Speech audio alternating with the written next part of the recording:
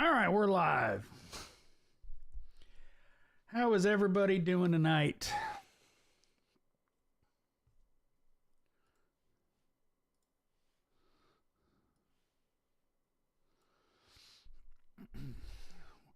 Wait for some people to get in here and we'll start talking about some stuff.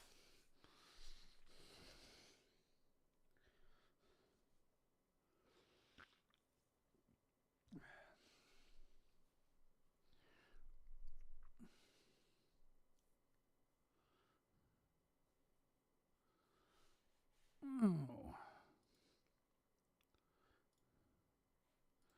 Healthy. There we go. So how is everybody doing tonight? Foxbox, what's going on?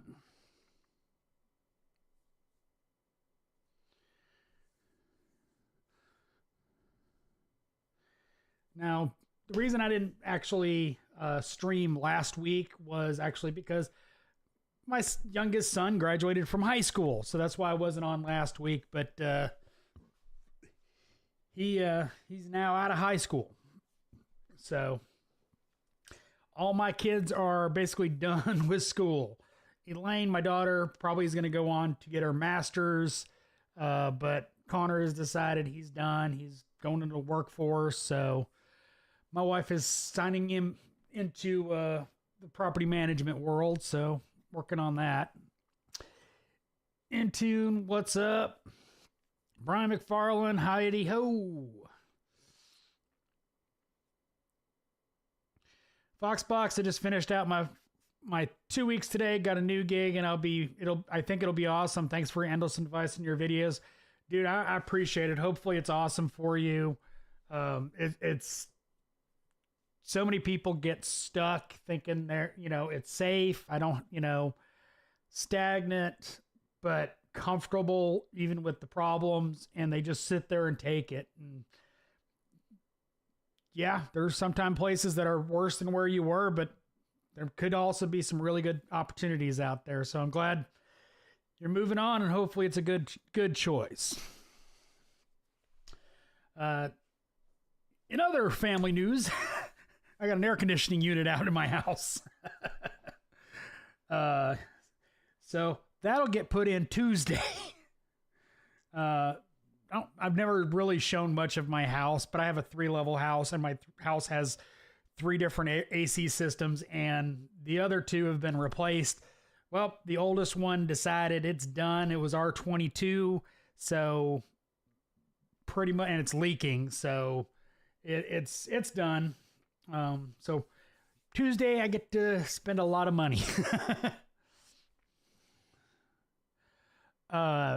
Dennis, he says, so your son didn't want to follow your footsteps of being a mechanic. My son has absolutely zero interest in cars. Cars are appliances to him. He doesn't care less. So, and he's worked with my stepson up in North Carolina he's a maintenance supervisor at a property up in downtown Raleigh, and he enjoyed the work. So that's what he's looking to be doing, is going in and working on apartments and that kind of stuff. Yeah, Brandon, no AC in Atlanta is a no bueno.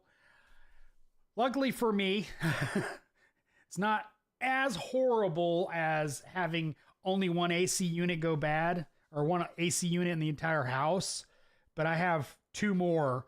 So bottom level that I'm in currently, air conditioning, it's actually the quietest. This room right here is the coolest room in the house. It's currently 68 degrees. I have a thermostat over there. But it's by the way, it's just a, magnetic thermostat. The actual thermostat is out in the rest of the bottom level. And, that's why it gets cooler in here, because it has 2 vents and an air intake. So it gets pretty cool in here. But yeah, so the top floor AC is working extra hard trying to keep those two floors from getting really hot. So yeah, but it does suck. Sarah, Canadian Diesel, howdy. Fancy seeing you. How's your week been? As I said a minute ago, my AC in my house went out. And a good note though, and you know, obviously my kid's graduating high school was, you know, my kid graduating high school, my daughter graduating college. My wife got me a early Father's Day gift. She got me a Blackstone. So I'm a little sweaty actually because I was out there seasoning it. You know, I want to cook on it tomorrow, so got to get it seasoned up nice and good. So In Tune, I know you made a video a while ago, but would love to hear thoughts on chrome to impact socket ratio, what 12-point sockets to invest in, also impact, Torx, and hex worth it.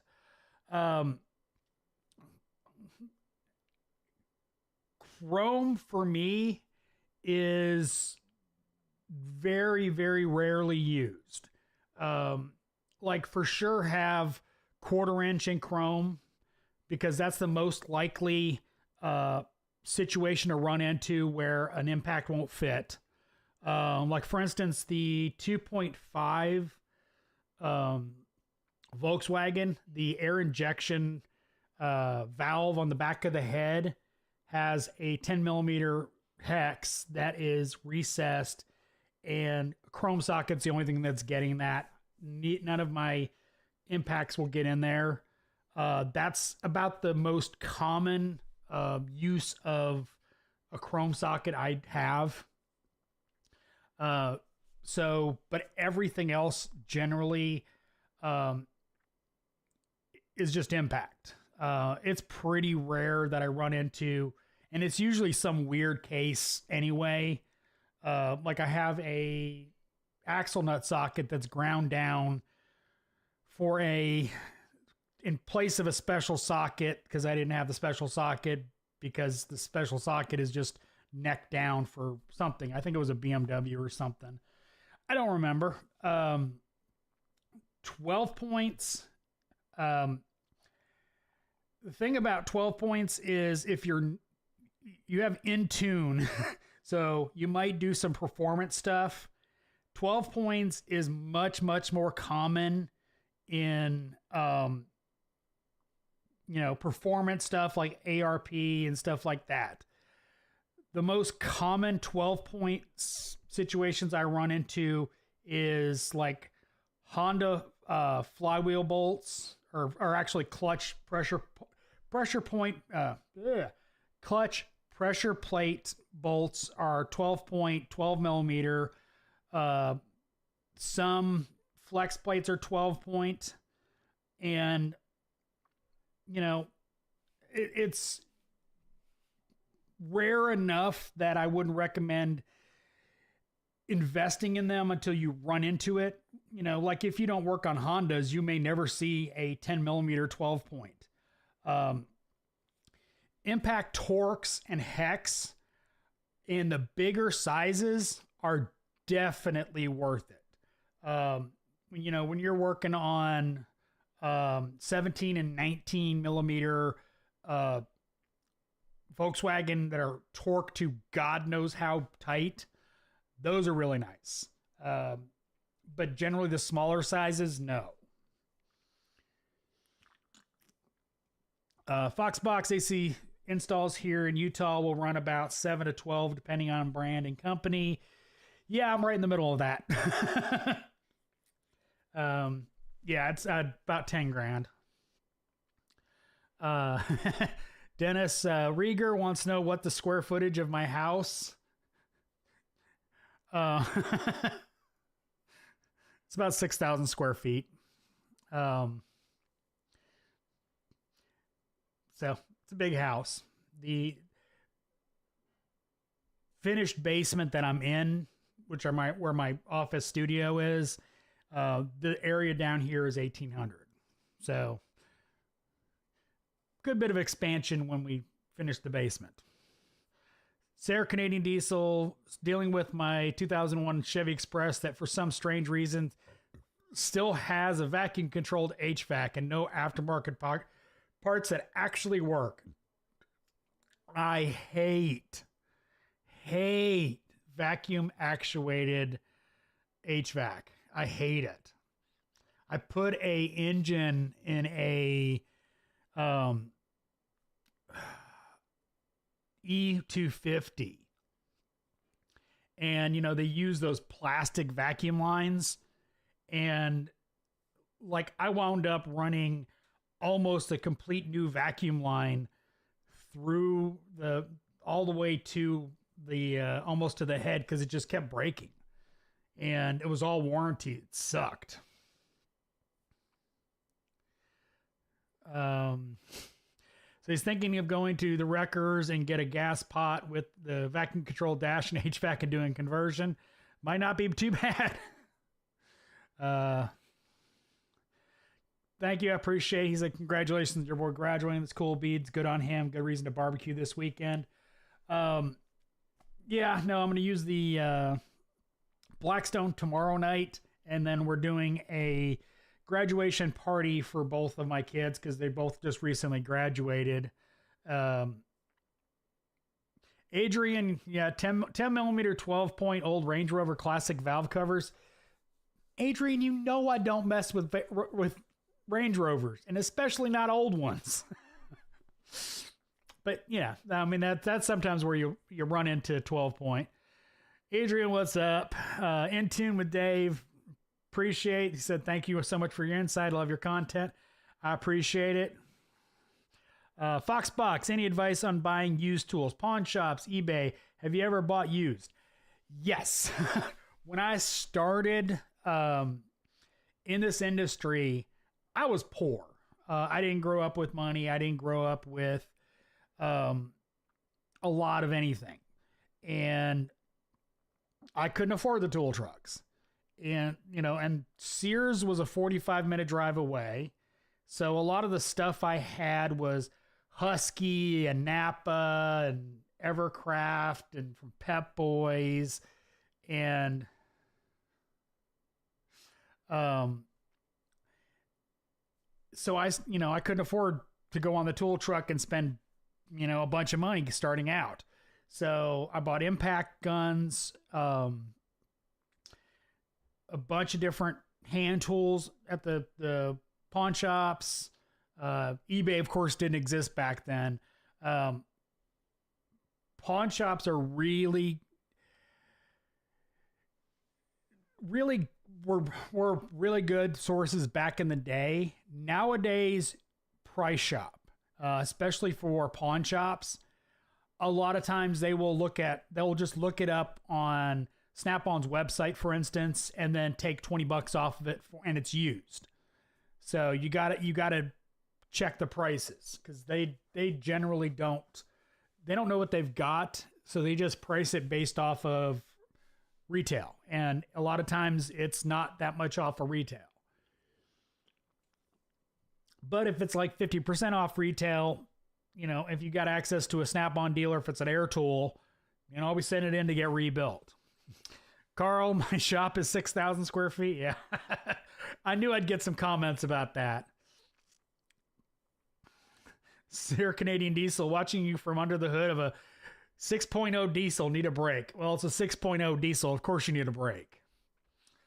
I have done a good bit of stuff on 6.0s. Not head gaskets or anything that deep, but I have worked on a good bit of 6.0 diesels. Sarah Canadian Diesel. I love my old jet tools, and the parts store delivers them to me when I need a warranty. Sometimes the store brands are more than enough. Yeah, no, Craftsman was iffy at that generation. Husky was hit or miss. I've broken a lot of that generation's Husky tools. But, you know, I think about the only thing I have left from that era of my life as far as tools is literally only my Popular Mechanics 1/2-inch sockets. I think everything else got chucked, got lost or whatever. I don't think I have anything else from that old, because It just wasn't, I moved on from it.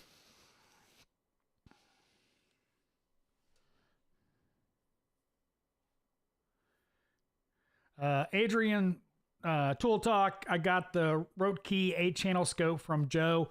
If you don't know, God, I'm having a complete and utter melt, just complete. Not Joel. Joe's Auto Electric. If you don't, Joe's Auto Electric, he lost his shop. He got into some really bad health issues. He's a really cool dude. He sells pressure transducers, 3D printed stuff. Go to his website, Joe's Auto Electric. But what he's talking about is he's selling I believe it's Chinese 8-channel scope. Looked really cool. But according to Adrian, who got one, it will be a learning curve to use it. Its capabilities for automotive. Yeah, no, I mean, it's, or is it Russian? I forget what. But anyway, yeah. Chad, thank you. Joe's Auto Electric. Brain fart. But, yeah, it looks cool. That was always the question I had, was software. Because that's one of the best things about Pico is their software. For that matter, Snap-on Scope. Their software is actually really good. So good, hopefully you'll figure it out and get it, making you some money. But yeah, that's cool. I'm glad you're, supporting Joe, because he's a cool guy. I first met Joe at TST in 2019, the same time I met Scanner Danner, Ivan, DeFazio, Corey over at SNA Auto, all those guys. Definitely a cool dude. So yeah, go support him. If he's got something you need, definitely support him. He makes some good tools. Sarah Canadian Diesel, when I started, hot the Craftsman 1600 plus tool pack with the chest came with every time multimedia air tool and was only like $3K back then. Quarter the price of Snip-on and still have 90%. Yeah. Well, I was not able to afford that kind of stuff. So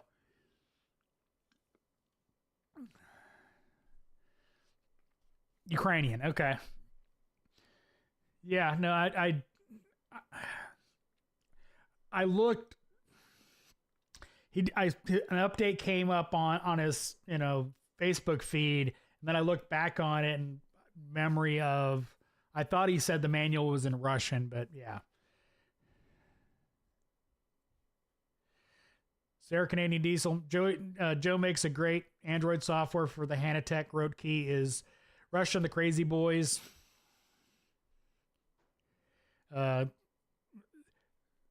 Sarah Canadian Diesel, best part about Joe, one email and he will make support in the software for you or a custom tool. Yeah.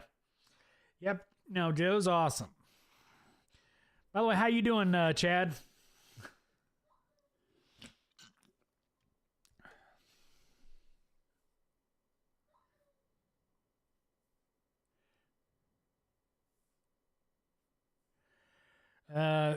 Adrian says the software is so much more advanced than Pico. That's cool. Pico is easy to use and fairly intuitive for a scope. Yes. Thing is that this thing is purely built for automotive use with so many tests based on firing order, etc. Cool.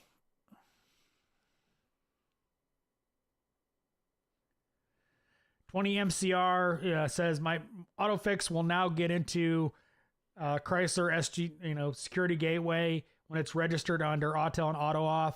Now Nissan is now on AutoAuth, just waiting for Autel to get approval. Yeah, there's like only a couple companies when I looked last time. Awesome, by the way, that your auto fix was able to register. Um, but yeah, only a couple companies are on for Nissan are approved, which, you know, because it's like I think it's only Snap-on and like one other company, I forget what. Quick Wrench, Tool Junkie, Russian, Ukraine, Polish, all the same thing. I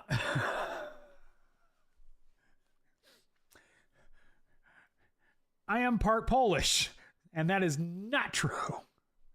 Uh, and I've known several Russians that will even argue about some of the, you know, borders in Russia that are not really Russian. But anyway, Sarah Canadian Diesel says Garage 54 uses road key. Okay. Practical, just getting off of work. Tubro broke 3 of my lug studs of today at work, and I was trying to replace it only to find out the screws were stripped on the rotor. Could not get it out with a drill or a chisel. That sucks. Learning 66, ever considering an ATS scanner and or scope? I just learned they are made in the USA. Yeah, Bernie Thompson owns ATS. Wicked smart dude. If you ever have the opportunity to take any of his classes, really good instructor.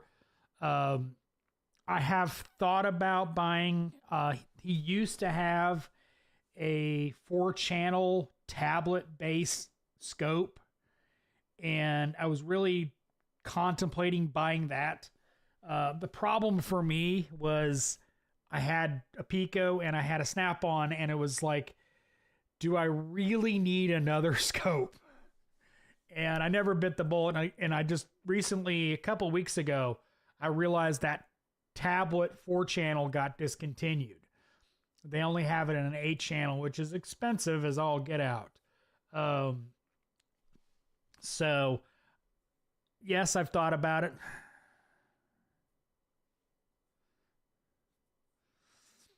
I know a bunch of people like their load scanner that analyzes the fuel trims, but I've never had one. Practical Mechanic, I saw a video with that scope, and it has algorithms for auto misfire detection and cylinder contribution. That's cool.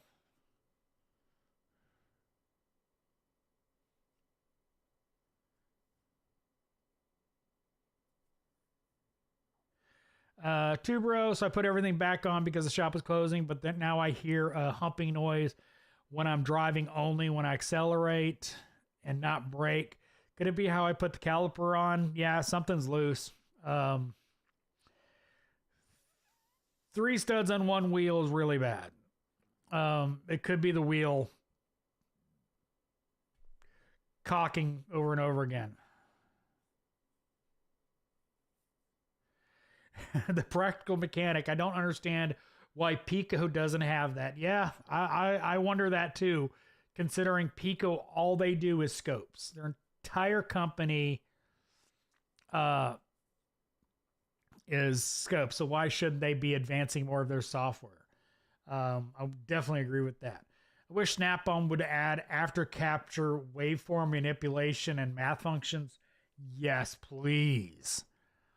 I hate, once you use a Pico, I only use a Snap-on for quick, dirty scoping. Because of that, you can't manipulate the waveform.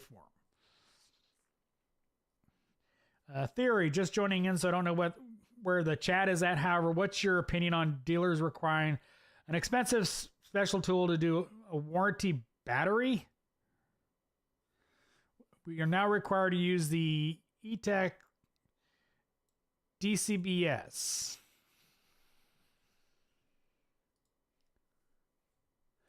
Oh. That has been a common thing in dealerships for a while. The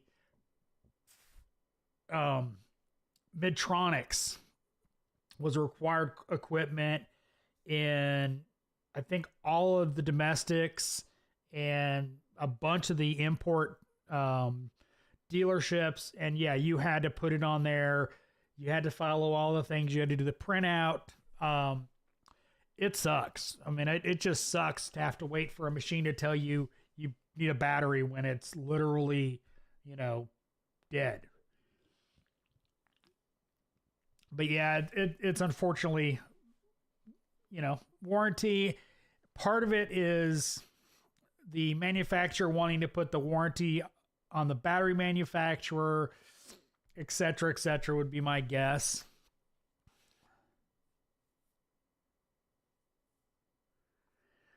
As Adrian says, both the scope and scan tools are amazing. The scope is tricky to use, and it's not a true scope, more a data recorder than analyze.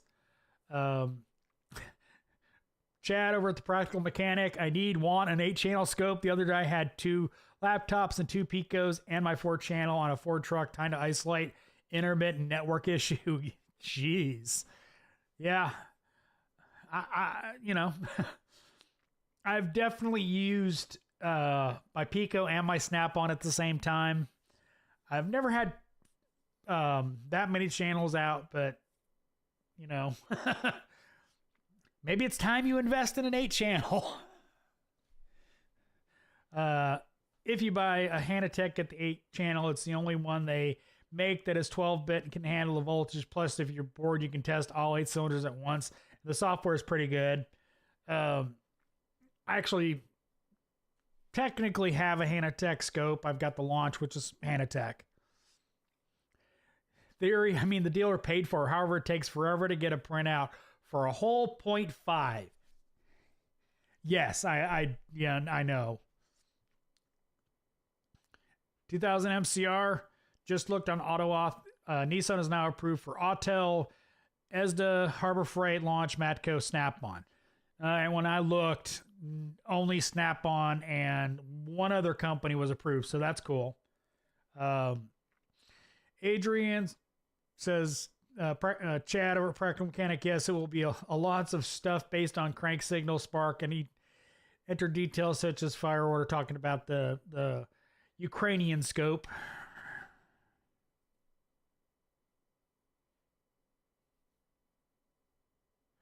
Eric Jano, are brake line flares important? Yes. Flares are really important. That's literally what seals the brake system. Proper bends are less important, as long as the hose isn't as long as it's not crimped. Ugly and working is better than crimped and bent and crimped and not working. But the flares are really important. But I don't like doing crappy jobs at that kind of stuff. I've had to replace many a brake line because, I can't tell you how many times a tow truck driver has just thrown their hook over an axle and crushed a brake line. But it should be routed neatly, tightly, etc. And that kind of stuff is much more likely to get snagged. So that's just him being lazy, honestly.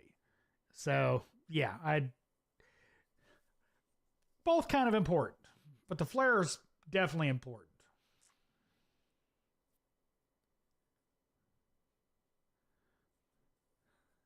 Theory, we had the Midtronics GR8, which is no longer approved as of a few months ago.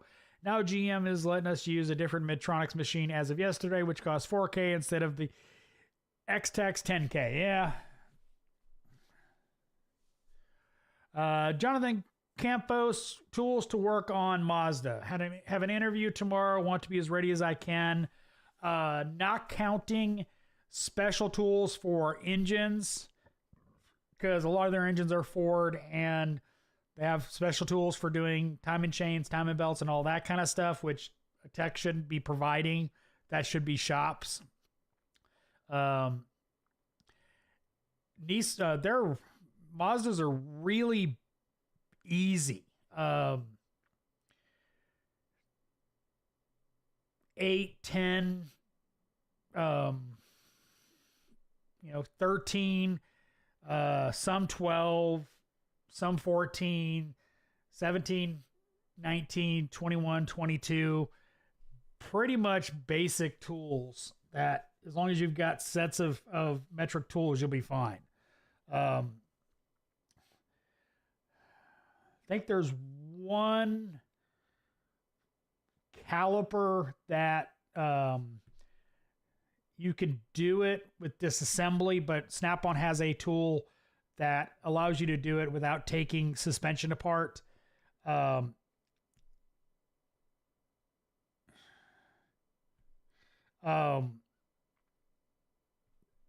that's about it. Pretty standard tools.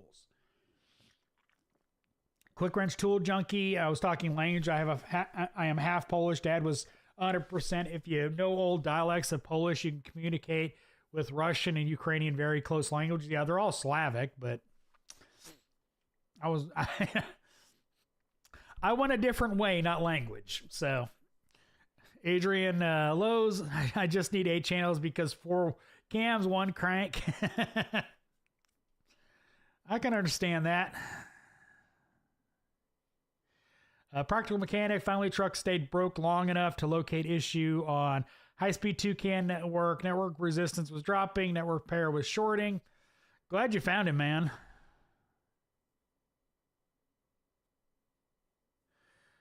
Sarah Canadian Disco, why the beans are manufacturers putting check valves in oil and fluid gauges now? Need to bleed them to reset them. Bad design. That is kind of a bad design. Theory, any Kentmore 8-fit alternatives out there? None that I have found. Pretty much that is the only place you're going to be getting it. I've never seen a Chinese copy of it as far as I know. So unfortunately, I don't think there is.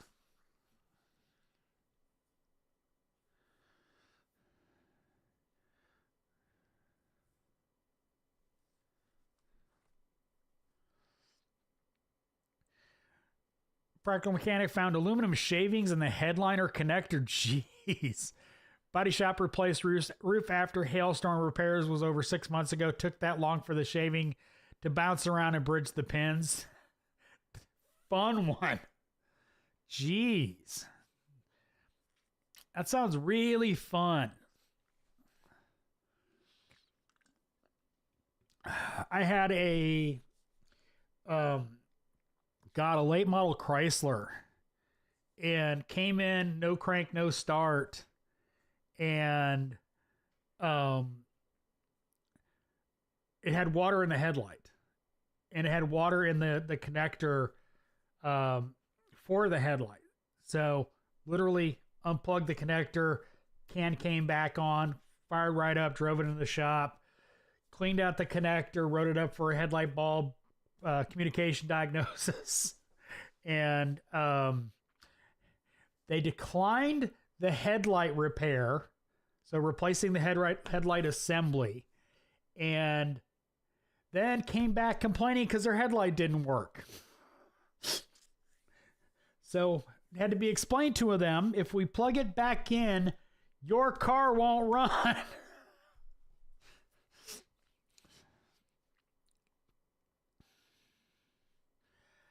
Sarah Canadian Diesel, my new shop almost sent a car with a bad oil pressure because it was stuck at 35 psi, but once you bleed it down, it's 4 psi warm. Yeah, I haven't run into that on any of my gauges, but all of my gauges are pretty old. Eric Jano, thanks. I was told I didn't know what I was talking about with the shit job he did with his flares. I mean, if they don't leak, but, you tighten things hard enough, it makes a flare. But, yeah, it's really important you make a quality flare.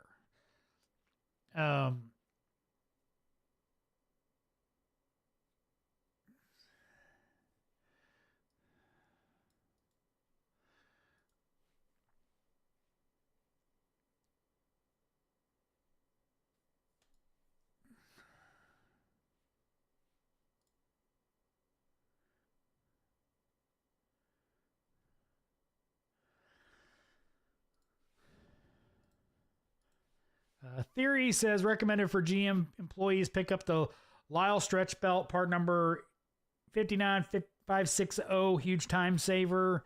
It's for a stretch belt. It looks like an LS engine.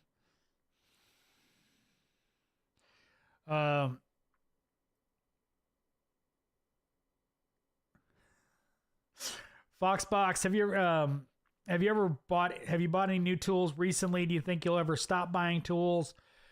Tools have slowed down a lot.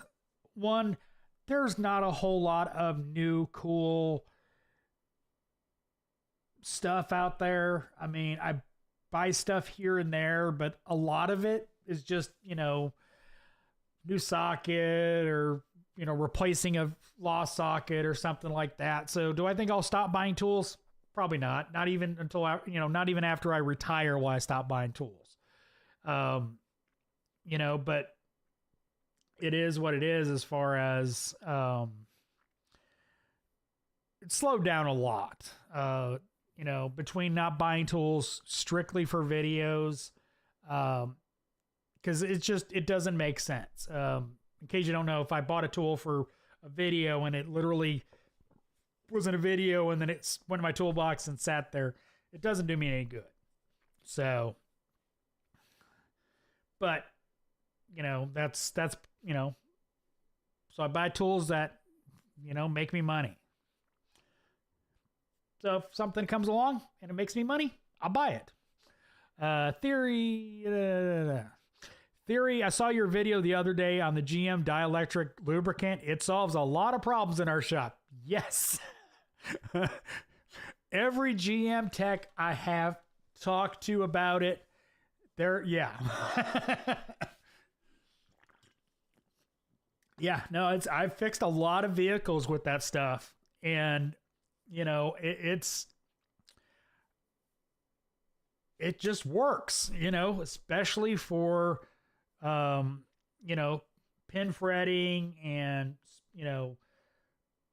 connection issues.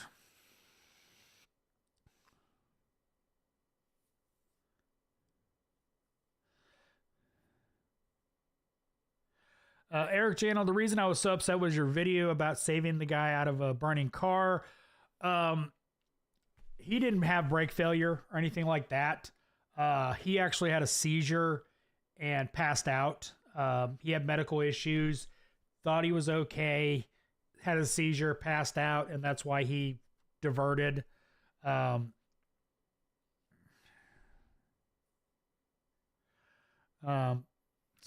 yeah, no, it's, when it comes to brakes, I think about, if you've ever had brakes go out on a vehicle, there's only so much you can do. I was driving a garbage truck back to the shop that the brakes had already cammed over, but we didn't want to spend the money for a tow truck because that was like $600. So I was driving it back and brakes cammed over again. I went around a car turning, I think it was, and almost tipped the truck over, etc. Don't mess around with brakes. Learning 66, how about the copper brake lines? They're copper nickel brake lines, and I have used them. I have no concerns about them popping or anything like that. They're really nice to deal with as far as quality of the flare, the ease of bend, but they are, I think, more than, they have been used for at least 10 years up north by hundreds of shops, if not thousands of shops. So they have been tested.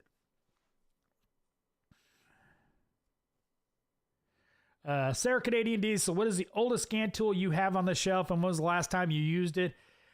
My Evo, at least I use you used it.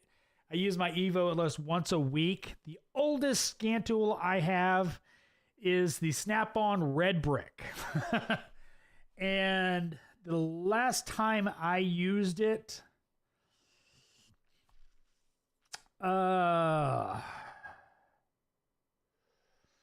Probably when I had my shop.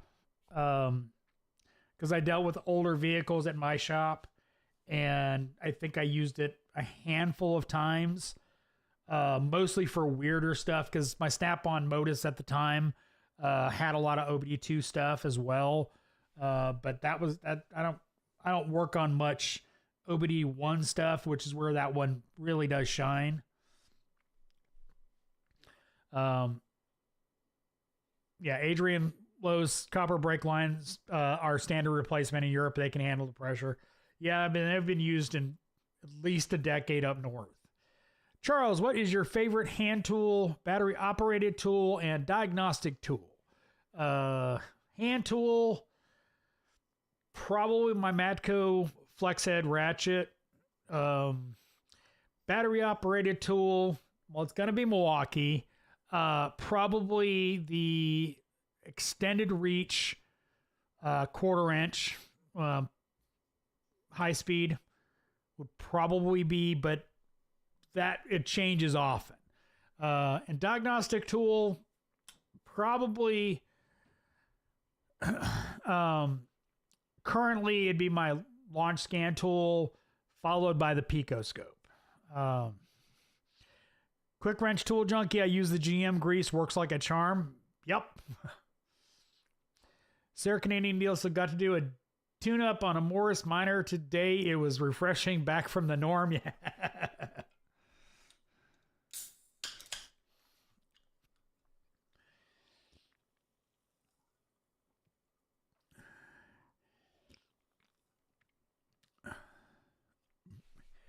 T. Corrales, have you ever had bearings fall right out of their cage? Yes.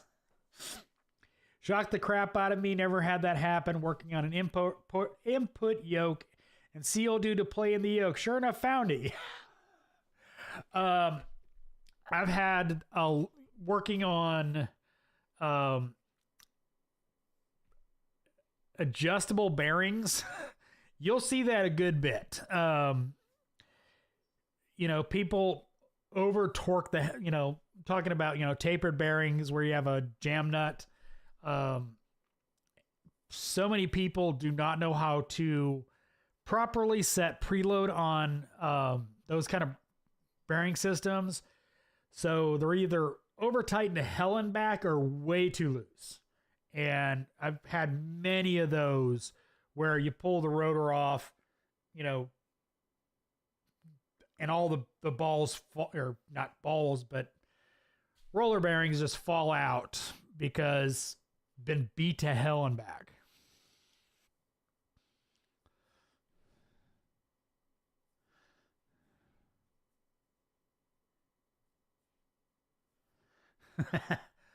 Well, Canadian Diesel, I'm glad you got an ice cream sandwich. Lucas Sutton, what's a good vacuum coolant refiller besides the tool trucks? The ones on the tool trucks are made by the same company and only available on the tool trucks. I've heard okay things about the Astro pneumatic coolant filling system. That's also a pressure tester. I've had people say it's, they melt and the adapters melt, and they tend to break after a while. I don't have firsthand experience with that. UView used to...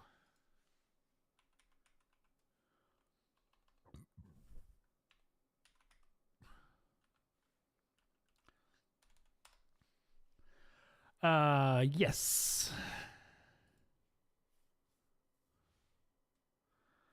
Oh, JV Tools, you suck.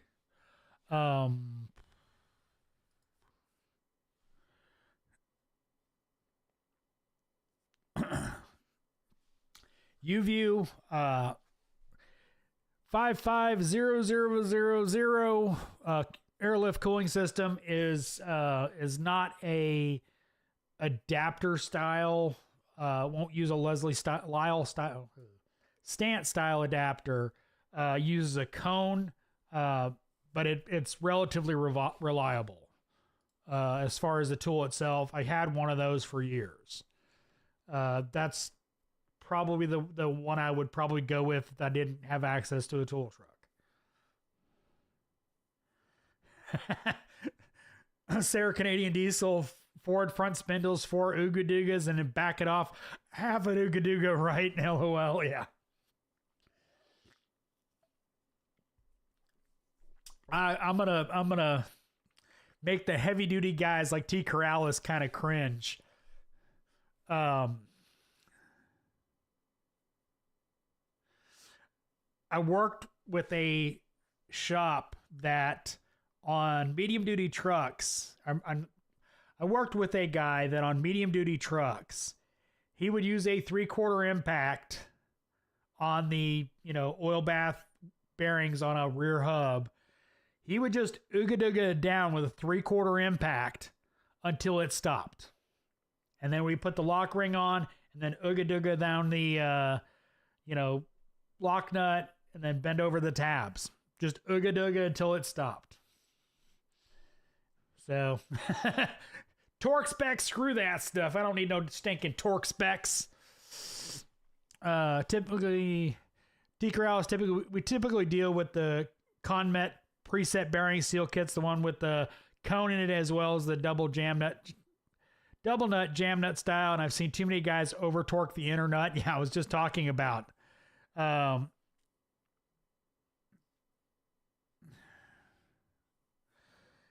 They think it's preset style and the torque that inner nut to 400 instead of 300.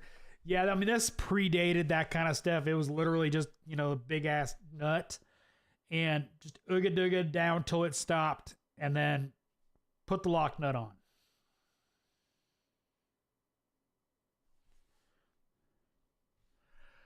Mars from Cali, our new Snap-on rep requires proof of purchase for warranty or I'll charge you for repairs. Not everyone keeps receipts. What are your thoughts?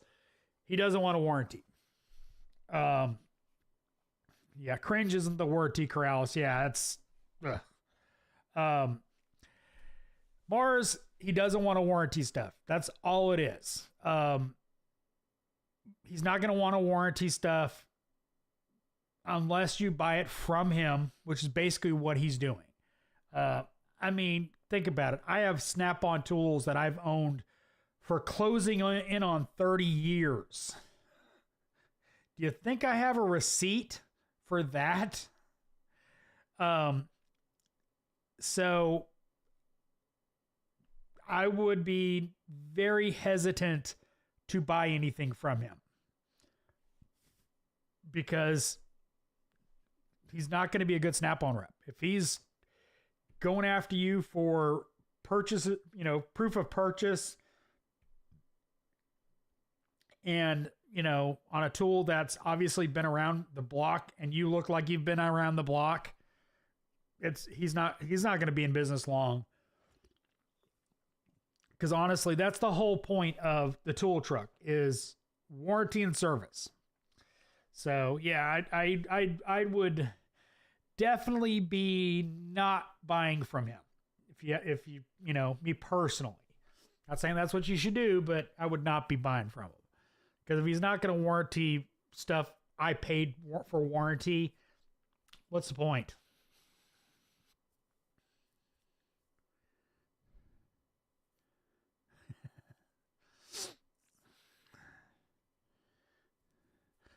Sarah Canadian Diesel, that's normal. Only thing in the tech world we use specs for are mains and heads. Everything else is till your tool will not turn. LOL. Yeah. Yeah, But I'd like to point out, if I did that with my 3/4 impact compared to his 3/4 impact, mine would be a lot tighter. So, just saying. Because he had an old 3/4. I had a brand new Ingersoll that I still have. But yeah, no, it's amazing.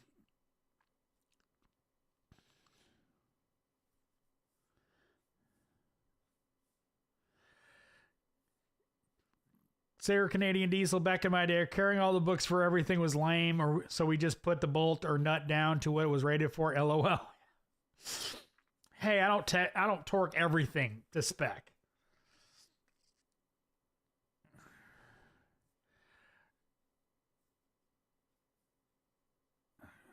In the old days, we had to have the parts book too just to get parts. No number, no parts. Yeah, that sucked.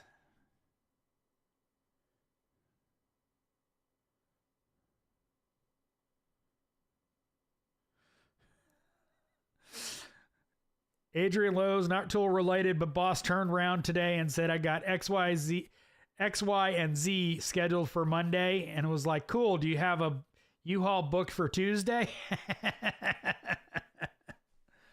I'm guessing some of your favorite customers.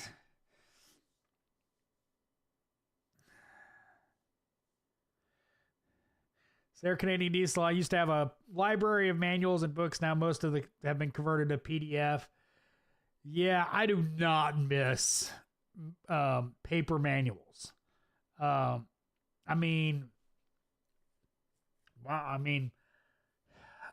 last time I used paper manuals was like 11 and a half years ago or something like that at the old shop I used to work at, because I was working in an old Volvo, and it had a dealer installed option because it was an old Volvo.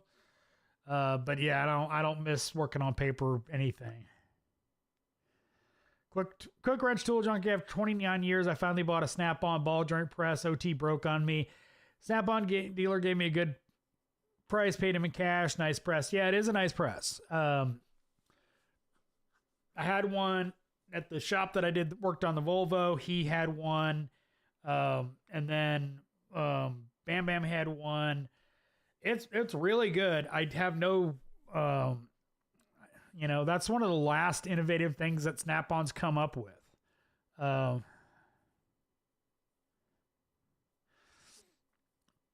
But yeah, no, it's a really stout ball joint press, and the adapters are really comprehensive for the basic kit. It's expensive, but for like back when I bought my OTC ball joint press, which was a long time ago, it wasn't that far off from the Snap-on, and the Snap-on has much more adapters. T. Corrales, had a guy not torque the lugs on a steer tire, and they were loose enough to destroy the studs and hub. Driver said he had a slight shake in the steering wheel. I bet he had a slight shake. Unfortunately, I have seen, and it was a weird circumstance, but it was a steel rim, and half of the studs all the way around were like, or not half the stud was worn away from the wheel hitting it and rubbing. Is one I had, obviously new rim, new rotor, and, I think 5 studs on that one, and lug nuts. But yeah, I haven't seen that on a bigger truck, but I have seen it on cars.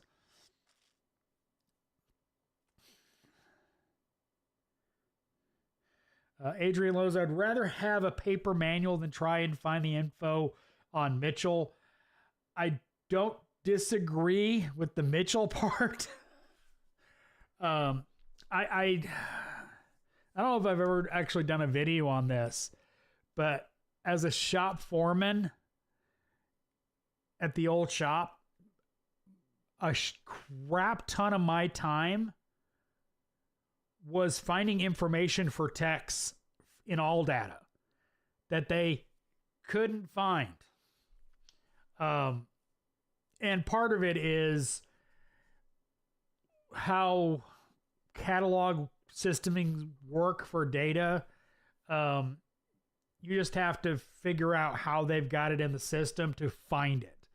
But I kept going, that was a ton of my time, is just finding information for techs. Like I had one, and I was helping him with it was a Nissan IDPM Anyway, fuse box, and I'm like, okay, I need the pinout for this connector. I can't find it.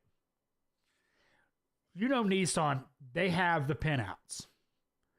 They may not have a good schematic of what the wires coming out of that connector are, but they have a pinout. So I spent like 2 minutes finding the pinout, and then I was able to verify that we did not have it, and it needed an IDPM. IDPM, that's not what it is, but anyway.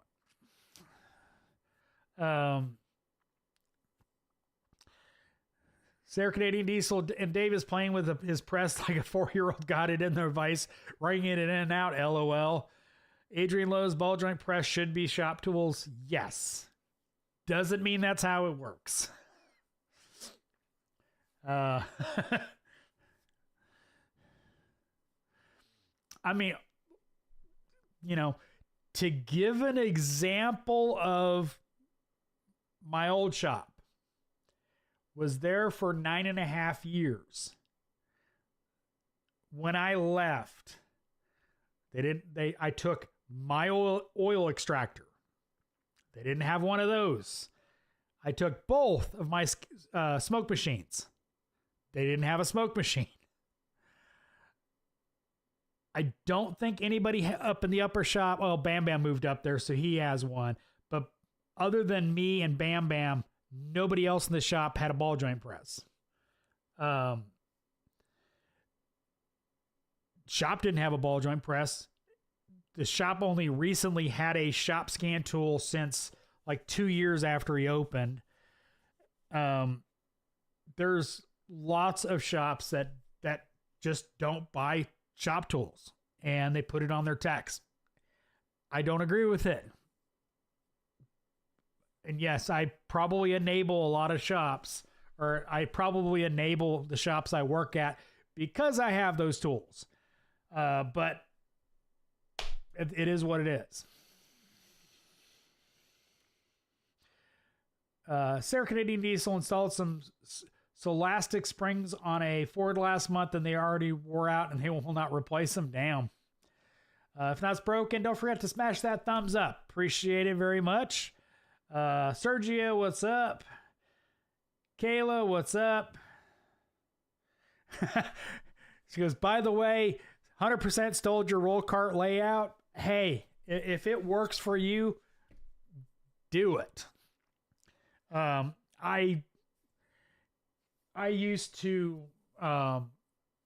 pour over every toolbox roll cart tour looking for ideas, because I always try to maximize, especially my roll cart.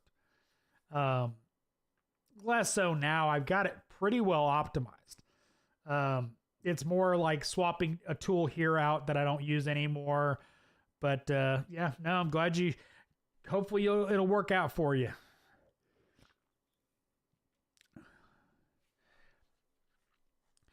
Adrian, my last shop used Mitchell. I got to the point of buying some dodgy Chinese all data so I could do my job.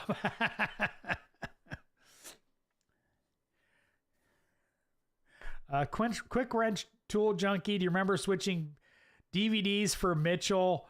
I remember for all data. But yeah. Yes, I remember having to switch discs for all data. But yeah. You know, it's hilarious, the changes that have happened. Sarah Canadian Diesel shops here don't buy tools anymore. They just call me and for coffee or snacks and use my tools. LOL. Adrian, I know when I closed shop and became an employee, they complained I had too many tools. Yeah, I get that too. Quick wrench tool junkie. I like having my own stop. Our shop has a lot of shop tools. I like having my own stuff within reason. Quick wrench. A lot of why I buy tools or have in the past is efficiency. if I have to go look for the shop tool, you know it's not going to be in the right place. Now, I'm not buying a transmission jack, or I'm not buying a, floor jack. I'm not buying a floor jack. Buy jack stands. I'm not, buying a, OEM scan tool or something like that, though I've thought about it. But for me, it's all about efficiency. Like the smoke machine. I do a lot of diagnostics. I want to have my own smoke machine, so I don't have to go find where whoever used it last and didn't charge the battery, et cetera, et cetera. Nope, it's sitting right here. I grab it. I go to work. So I like, and I especially like that I know my tool's not broken when I go to use it, because that's one of the worst things. Is you go to use a shop tool and it's broken, and of course, like it was a snap-on tool and the snap-on was there yesterday, so you got to figure out how to get it warrantied.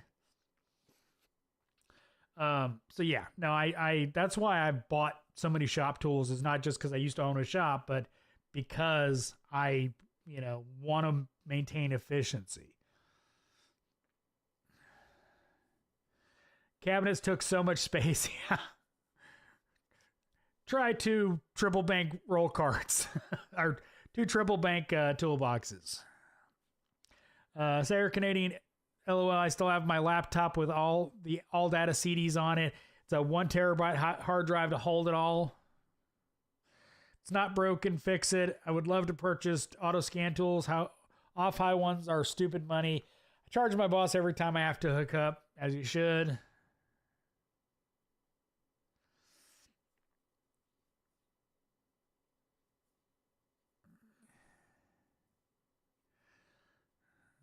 Quick Red Shoulder guy bought my Snap-on Master Kit with 3 additional adapter sets. Cash deal of $13.50 for all of it. Probably was about $3.50 20 years ago. LOL, yeah.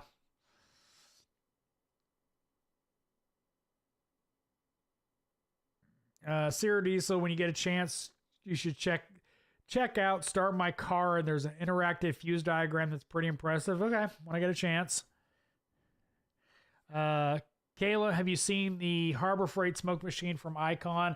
Not in person. I've seen the advertising for it and the pictures of it when they debuted it. It's little, I used to work for Motorvac Technologies, and I got to have a day-long session with Champion Labs that actually designed one of the rebranded Motorvac and OTC smoke machines at the time, and had a good conversation about them. The patents have all run out is the big thing. So they no longer hold the patents. Patents were held for the fluid and some other systems in a smoke machine. That's why there's so many manufacturers doing them now. It's probably fine. Big advice is do not use mineral oil with perfume in it. Whether that's a red line, a OTC, a Snap-on, make sure you get mineral oil that does not have perfume. It winds up making the machine smell horrible and the smoke ungodly. And then it'll gum up your coil and it'll break. But it's probably going to be fine. T. Corrales, you want a shop to buy a shop tool, spell it out, it saves money, and they'll typically buy it to spring eye bushings and alignment. Costs the shop nearly $5,000 in tools, but over time it pays for itself. It depends if you can justify a tool. Like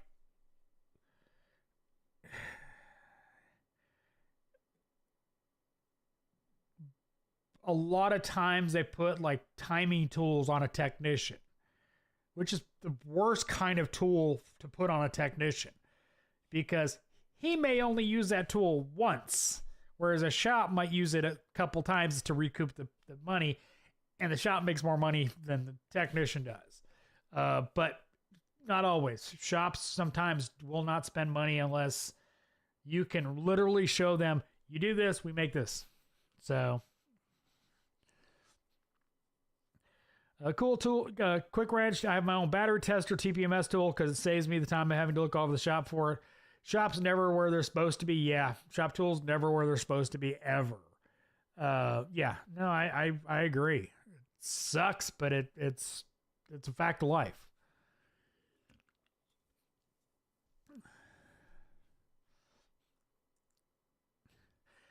Jubby, Jackie Chan, what do you think about lift maintenance for shop safety and a shop that doesn't think a smoke machine is necessary but does emissions? They're stupid for thinking they don't need a smoke machine. It is essential for emissions repairs. Period. Lift maintenance. If you didn't know, I actually worked for 2 years for Challenger Lifts. One, lifts should be, the anchor bolts should be retorqued at least twice a year. 120 foot-pounds is most of them. And should be inspected by a qualified lift installer at least once a year. Simply because if that thing fails, somebody's going to die. But very rarely do shops actually do that. You know, not picking on my last boss and on this, but we had a rotary that the carriage wallowed out, which is a common problem on a rotary 10,000 pound asymmetrical lift. And he replaced the carriage. You know, he complained about it, but he replaced it. So he took care of that. But the thing about that is as that arm sags, the car literally can slide off the lift and kill somebody. So it is really important to have a qualified person inspect a lift at least once a year. It doesn't happen a lot, but it should be. Daniel, I'm getting my own transmission jack. Have to one daily. Got tired of walking the building to find one. If you're using it at least daily, that's a different story. I didn't use a transmission jack daily, so that would be saving you time and money. So yes. T. Corrales, typically $900-ish for a trip to the alignment shop. The Tiger tool puller and easy line alignment after roughly 10 uses paid for it and continues to pay for itself. Yes. That's where it's easier to justify it. A lot of other tools, shop tools especially, it's harder to justify. Canadian Diesel says, Kayla, you'd better off getting the Autool smoke machine. It's a decent choice. Adrian, I have my own clone ISTA and my Diag cart PC. The shop has a legit 3500 Accentry, but it's hesitant to buy a legit ICOM and on a factory script. I even gave him Seth's phone number to talk to. It's not that expensive. The hardest part about an ICOM is getting a legitimate one, simply because they're always out of stock. And the subscription is, what, 2 Snap-on updates? I mean, that for, and what BMW includes with ISTA, parts catalog, wiring diagrams, service information for $3,500 is crazy. It is a crazy good deal.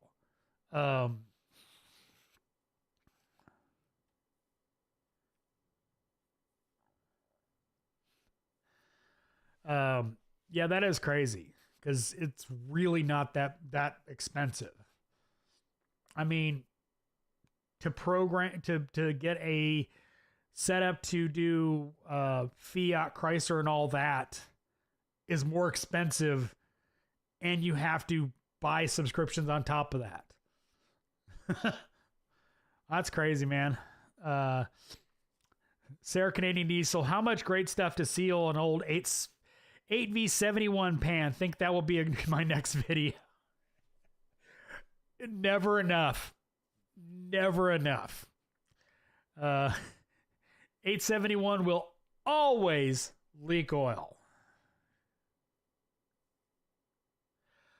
Adrian, can you fix my old OTC leak tamer, or do you know anyone that can? No. No, the hardest part about that kind of stuff is parts. Parts are not readily available. A lot of the parts are proprietary because it was made by a company specifically. And honestly, probably the control board would not, depending on what year your leak tamer is. If it has a control board, it's probably not even available anymore. Sarah Canadian Diesel, oh, miss coolant dye when the oil, you can see the UV light.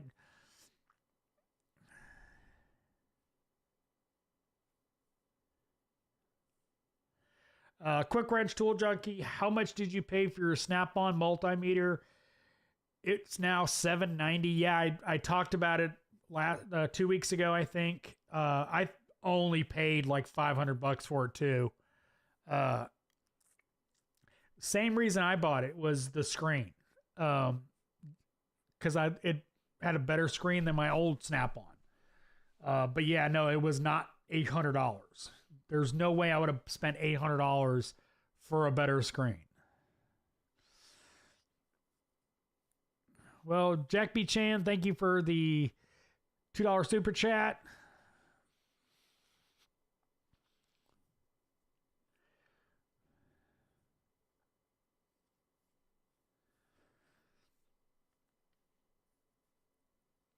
Sarah Canadian Diesel, I did that with my smokes machine. It worked great. Yep.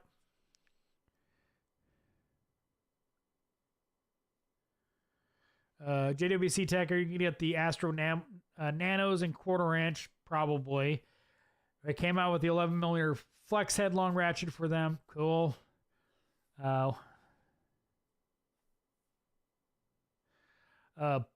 Kid, what is a good timing belt tool on all Honda and Toyotas to hold it in top dead center? Most Hondas and Toyotas, you don't need timing tools.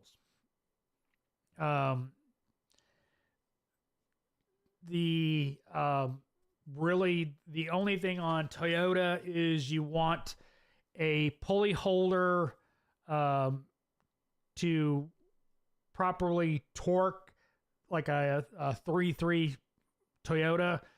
You want a pulley holder so you can properly loosen and torque the sprockets off, so you can take the rear cover off.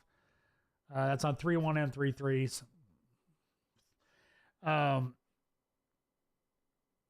But they really don't need any holding tools other than more specialty Toyotas and Hondas. But yeah, it's pretty much they just sit there, and if they pop off, you put them back. Sarah Canadian Diesel, I have an addiction to Tiger tools. Quick Wrench Tool Junkie, Amazar, Pentastar timing tools will pay for themselves. LOL, yes. Yep. Adrian, F buying tools. Yes, okay. I bought the BMW N20 kit as I have one.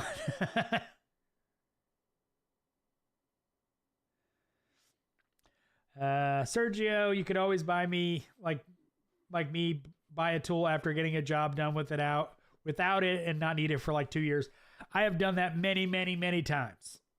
I specifically keep a North Star water pump socket in my toolbox, so that every time I open my drawer, I can see it. So I never get another one of those jobs. Sergio, or like my stupid ECM motor tester that I had for like 9 years and used twice.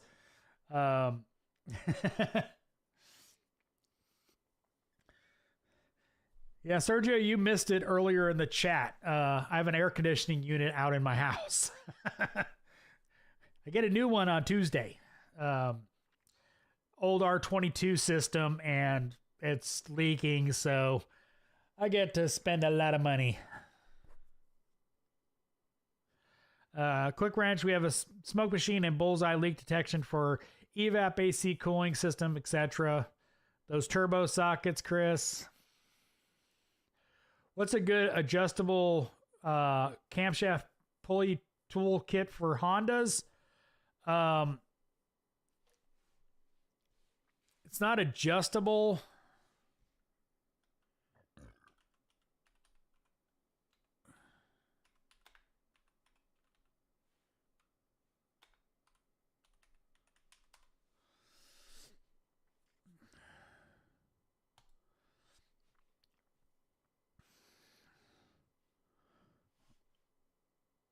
That is not the... Oh.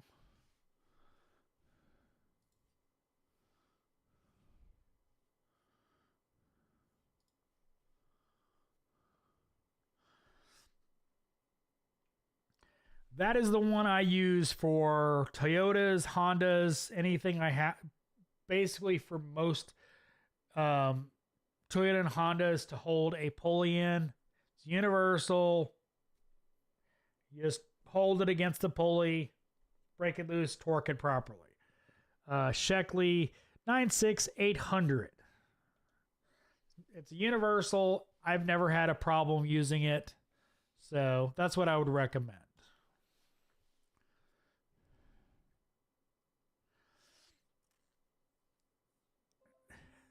Sarah Canadian Diesel, damn BMW and Benz, you need a minimum 60 gig hard drive now. Yep.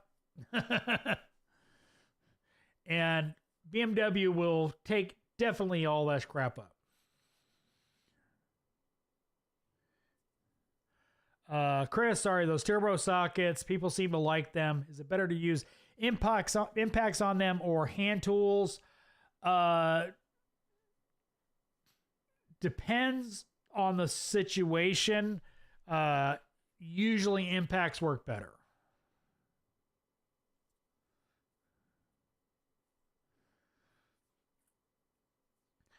Sarah Canadian Diesel, find an student electrical engineer to fix my old ATC or electronics. I got one here, and he's great. He's fixed one of my inverters last week. T. Corrales, that's how you know it still has oil in it. It's leaking. ISO, what's up? Adrian, I got the Leak Tamer 2012. So yeah, I guess it's time for a new one.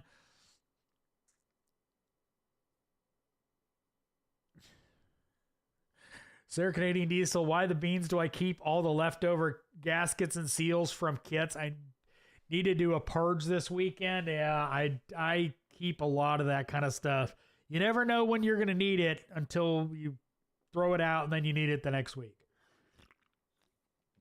ISO, would you recommend a fluke meter or that other meter you had in your thumbnail a few months ago? Enough. I want to focus on my diag skills. Want the best tools to help me. It's not superstitious, but tools have a funny way of almost making me believe in that stuff. Only pop up when you don't need them. Fluke meter is should be fine. I mean, let me rephrase that. Fluke meter is going to be good. You can't ever go wrong with a fluke. The meter I had was a snap-on. I probably, it's nice. It's not any better than a fluke.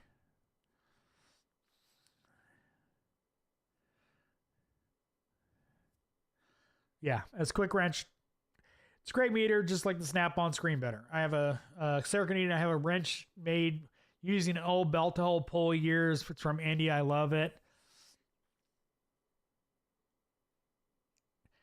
Hero Rider, I've never really thought to use an impact on turbo sockets, just to use lots of heat.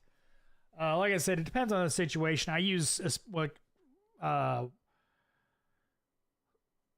locking lug nuts. I use turbo sockets all the time with Impact.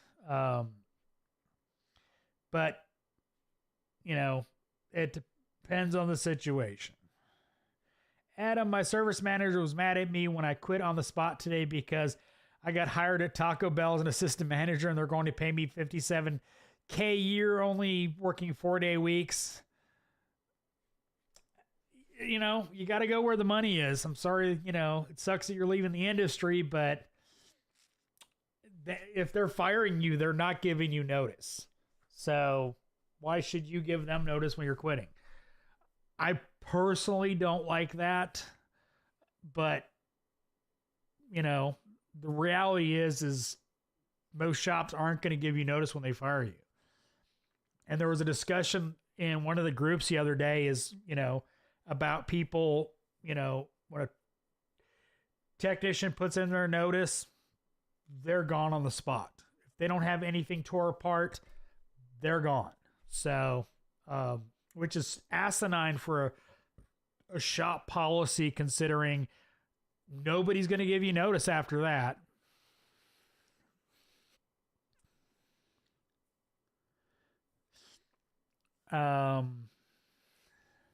Adrian Lowe's buy the adjustable one so it works on different makes. That cam holder tool or whatever it was with that part number. That one works on a lot of different, like I said, Honda, Toyota models. Because of it being universal, it has, it works pretty well. The adjustable ones tend to be a little bigger pain in the butt.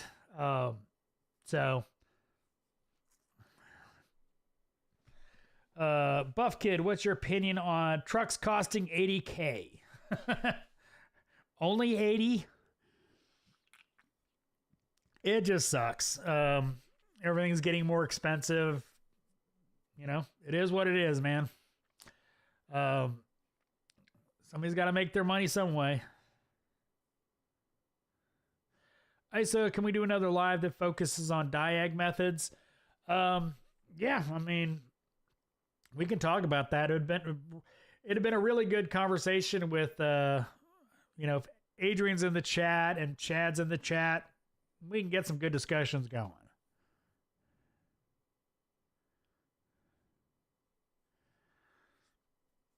Adrian says to ISO, buy a Pico 2204A 2-channel scope. It will most things you will ever use a multimeter for, and a whole bunch more. Probably the reason he recommends a 2-channel scope is cost. Sarah Diesel, so glad I got a cordless leaf blower to blow engines out before working on them. That's cool.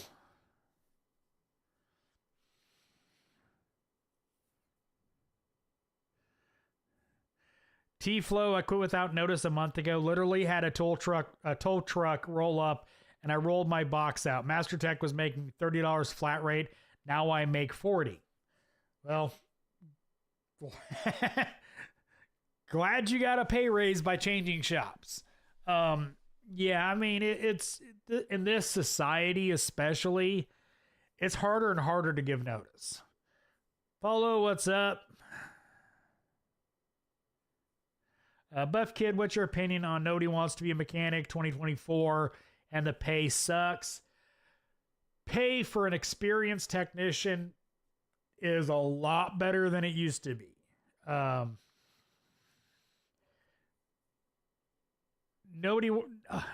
this is not a,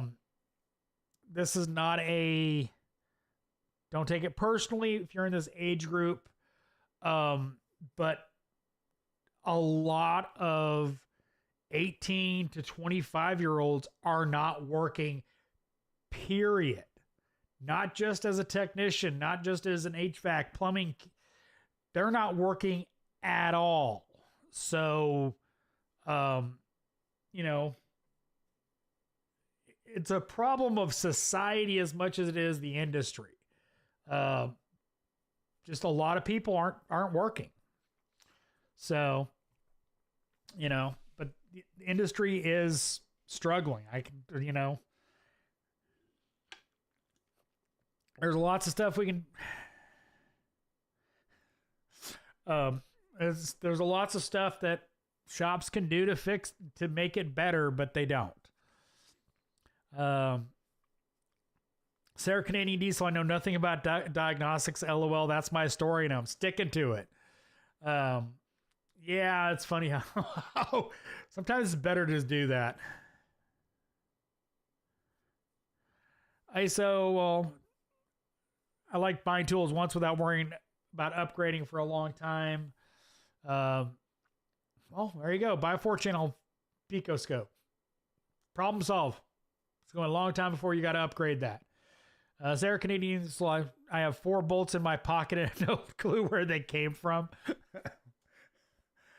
Oh, the random stuff I have found in my pockets, especially my shirt pockets.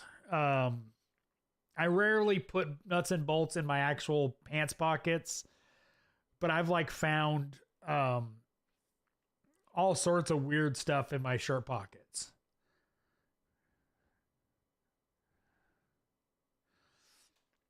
Chris, I have a slightly stripped 12-point CV axle bolt that I need to replace. 7/16 head on it. I don't think it'd be a 7/16. That'd be a pretty small.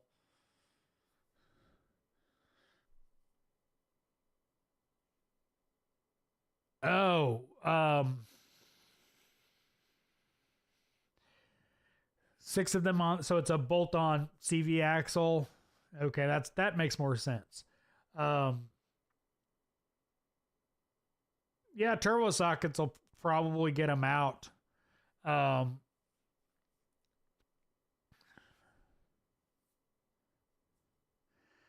Yeah, that's probably going to be your best bet. If a 7/16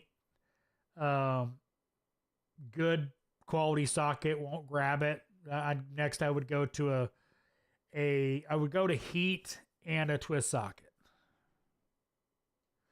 Sarah Canadian Diesel, stop buying new stuff and brand names. Don't buy a new car and the finance get better. You don't need new phone every year, and stop eating out. I'll talk about some of that stuff.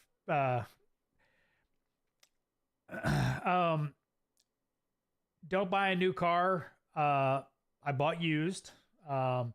Every car in my driveway except my mother-in-law's ex car, now my son's car, were bought used. I only replace phones when they have problems. I'm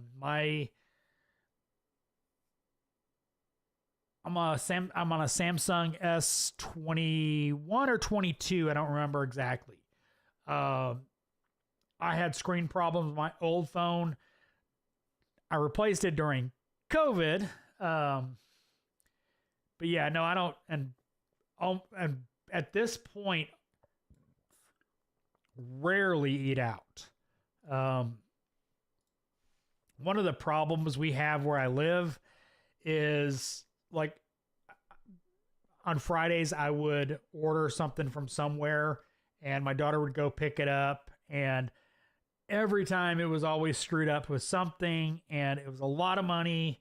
So I was like, screw this, just cook. So yeah, but yeah, a lot of people can't understand, they got to have the newest iPhone. They got to have the newest, tablet, and, the Vision Pro and brand new Teslas, and, no, I don't need any of that. T-Flow, is more to the story. Worked for the last shop for 9 years. Management went down the drain. They refused to solve big problems. Really happy at my new shop so far. That's awesome, dude. That is always great when somebody moves shops and it's a better situation. So that's awesome. So wages are not that bad. It's people's spending habits. Yes, 100% agree. You just can't, I used to know this couple, and they're currently divorced, and but the wife rarely worked, and if she worked, it was crappy BS job, or she would get a she'd get into some hobby that's going to make her money. And, like her and her daughter would go to Starbucks every day, 2 big old drinks, pastries or whatever, at least Starbucks once a day. And the husband worked 3 jobs at one point because, they were in private school with my kids, and, they were broke, and they couldn't understand why they were always broke. $20 a day adds up. And they were talking about restaurants they would go to, and I'm like, that's like $150 for the 2 of you. No. I mean, I'll take my wife out to a nice restaurant every now and then, but not all the time.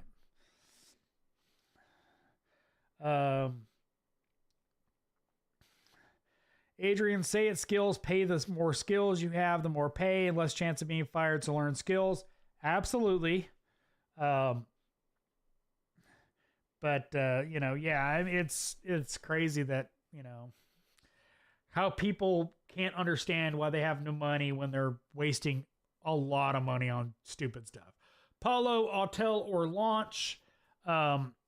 Software wise, they're very they compare pretty evenly. If I could talk, I prefer Launch just because of the Lenovo tablets they use are, in my opinion, should be more durable. Part availability should be better. The problems I've had with Autel have not been their software. It's been their hardware. So, but either one will get the job done as far as the software. Buff Kid, what's the opinion on parts change versus mechanic diagnose the problem?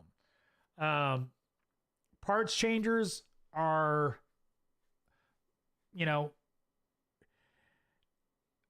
if they're diagnosing a problem by changing parts, for the most part, they're go away. They're changing parts because shop foreman said, go put this part on that car. Fine. I don't care. But diagnosis by parts changing and charging the customers is asinine. Chris, I'm glad I could help.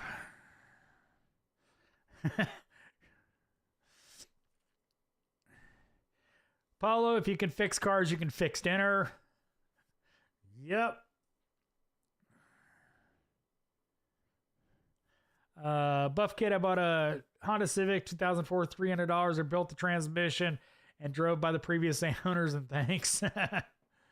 They went through the Big D, and I don't mean Dallas. Yeah.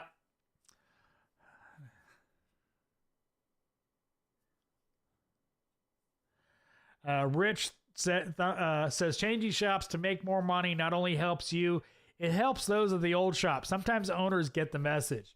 Sometimes. T-Flow, I was hoping that was going to be the case in my old shop. They hired 2 more techs when I left. Scumbags. They will leave in time also. Yep.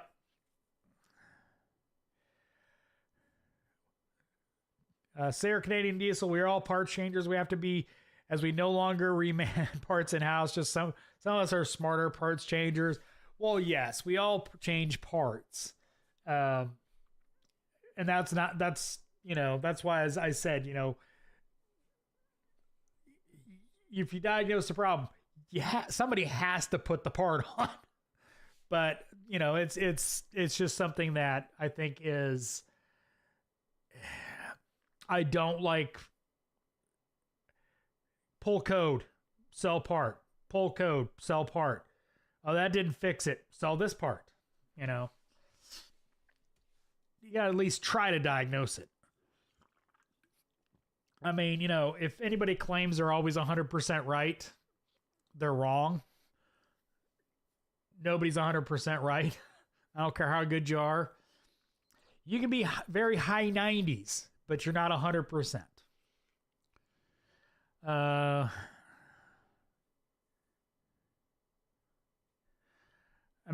Sarah Canadian Diesel, I miss days we go in, work 3-4 days, show the boss what you can do, and then negotiate the wage. There are some shops that do that. I actually have a good story about that. So there is a shop down in Florida, and he knows my old boss. I know him. And he hired a former technician that used to work at the shop on a working interview, is what he called it. So he came in and worked as an interview. So he got paid to do what he would do as a technician. He got any money. He didn't show up for 2 days. My ex-boss, you can't tell them that, but they told him basically, get the hell away from that dude, because he was a meth head. And, you know, came back begging for more money, you know, yada, yada, yada, sob story, his phone died, yada, yada, yada. He's a meth head. You know, the guy down in Florida literally gave him bus fare, or gave him a bus ticket to get back to Atlanta.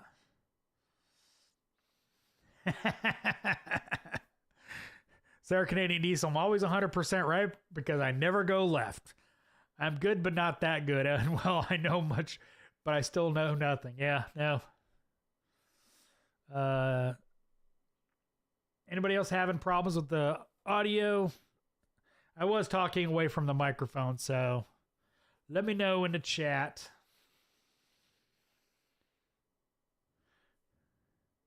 Embry, the flat rate bastard. Yeah. Paulo, 2 in the hat before he's even hired.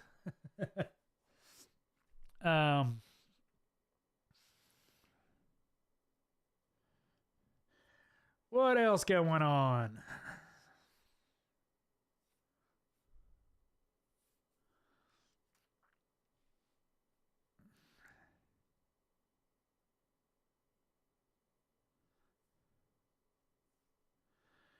Buff Kid, to all the mechanics, our tool cart has wheels for a reason. If the boss don't treat us right. Yep, exactly.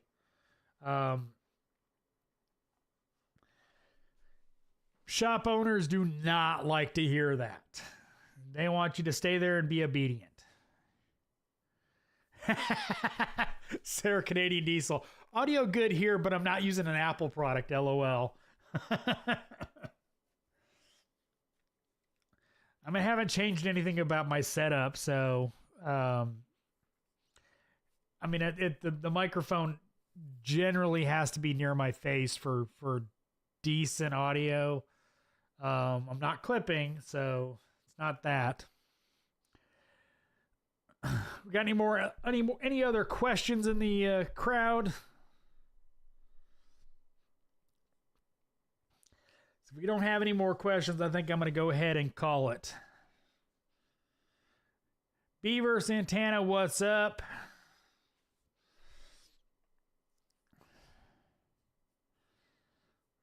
Cool, Paulo.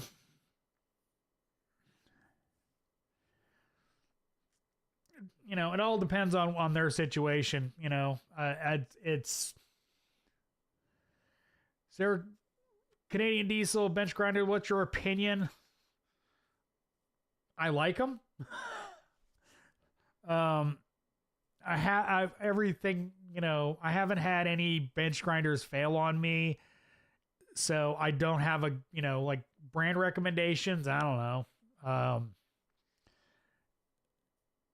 Hockey night, not a hockey guy. I'm not a sports guy. The only sport I like is really golf. And, I get crap for that. But I don't have anything against hockey. It's actually a really fun sport to watch in person. Before Atlanta's team left, I went to a hockey game and it was really fun to watch. But I don't pay attention to any sports. I don't do any of the football, baseball, any of that stuff. All right, I'm guessing that I'm gonna go ahead and go ahead and head on out, as in, oh, there's my cat.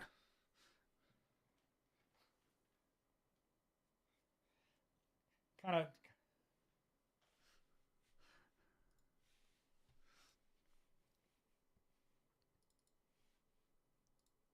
Yeah, I'm coming. Give me a second.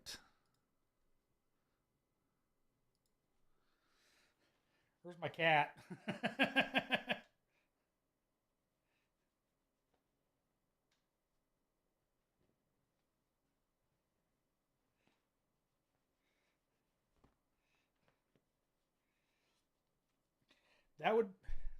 That would be Dr. Evil.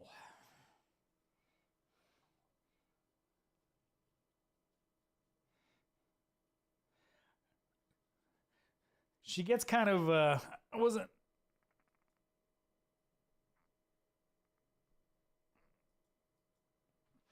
Is that better? Kind of a mess behind me.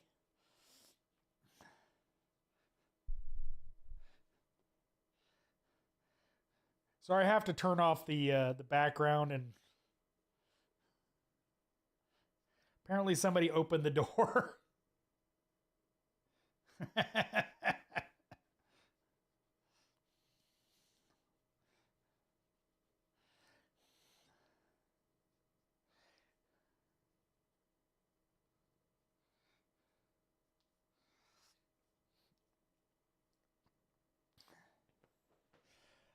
All right.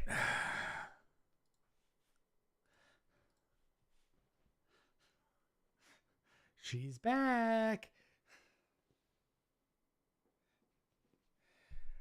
All right. I'm going to head out. So I appreciate everybody stopping by.